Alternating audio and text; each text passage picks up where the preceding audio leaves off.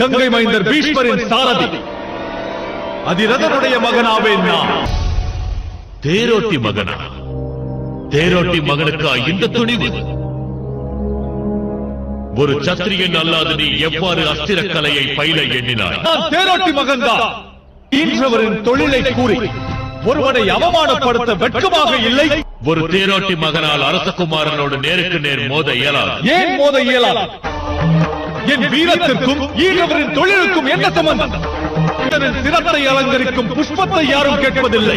நீ எங்கு தோன்றினாய் என்று. ஏனெனில் அதன் சௌந்தரியமே அதன் கோத்திரம். பிறகு ஏன் என்னை மட்டும் வினவுகிறீர்கள்? கூறுங்கள். தர்மம் மற்றும் குல வழக்கத்தின்படி ஒரு அரசன் மற்றொரு அரசனோடும் வேறு இளவரசர்களோடும் நேருக்கு நேர் மோதலாம். புறப்படி இவ்விடம் விட்டு.